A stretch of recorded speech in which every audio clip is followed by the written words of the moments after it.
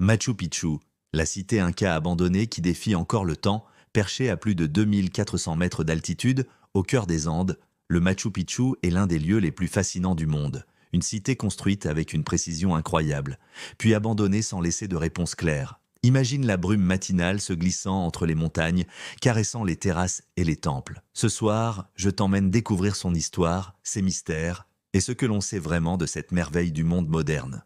Les Incas, peuple ingénieux et discret, ont choisi ce site isolé pour construire une cité qui défierait le temps. Mais pourquoi ici, au sommet de ces montagnes? L'air pur, les rivières qui serpentent en contrebas, et une position presque céleste ont inspiré la grandeur du lieu. Chaque pierre a été taillée avec une précision fascinante, ajustée sans mortier, et même les plus petites s'inséraient parfaitement. Les murs trapézoïdaux, larges à la base et étroits en haut, résistent aux tremblements de terre depuis des siècles, comme si les montagnes elles-mêmes les soutenaient. Les Incas déplaçaient certaines pierres pesant plusieurs tonnes sur des centaines de mètres, sans outils modernes, juste leur ingéniosité et un savoir ancestral. On peut presque imaginer les artisans sous le soleil ou la brume, ajustant chaque bloc avec une précision quasi magique.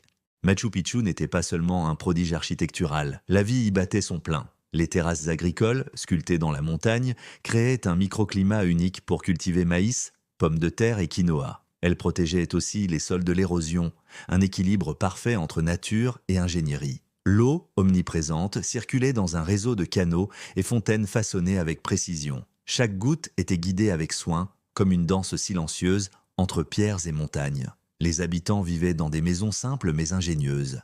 Certaines abritaient les familles nobles, d'autres les prêtres ou les artisans. Le matin, les premiers rayons du soleil devaient illuminer doucement les pierres, l'eau scintillant dans les canaux et les enfants courant sur les terrasses. Les temples et sanctuaires accueillaient les rituels religieux, les processions silencieuses et les observations du soleil et des étoiles. Ici, tout était pensé pour que la vie et la nature s'harmonisent, comme un souffle éternel entre ciel et terre. Machu Picchu soulève encore de nombreuses questions. Était-ce une résidence royale, un centre religieux ou même un observatoire astronomique? Les alignements des temples et observatoires avec le soleil et certaines étoiles suggèrent des rituels sacrés, presque magiques. Peut-être servaient-ils à guider les semailles et les récoltes ou à honorer le soleil et les cycles de la nature. Certains chercheurs parlent de rituels symboliques, parfois même de sacrifices mineurs, mais il n'existe aucune preuve de sacrifices humains réguliers à Machu Picchu. Les pratiques plus importantes avaient lieu sur d'autres sommets sacrés proches. Alors, que faisait-on réellement dans cette cité? Personne ne le sait avec certitude. Mais en marchant sur ces pierres, on peut presque entendre les chants portés par le vent, les pas des habitants et les murmures des rituels oubliés. Machu Picchu reste un lieu où le mystère et la beauté se mêlent, défiant le temps et l'oubli.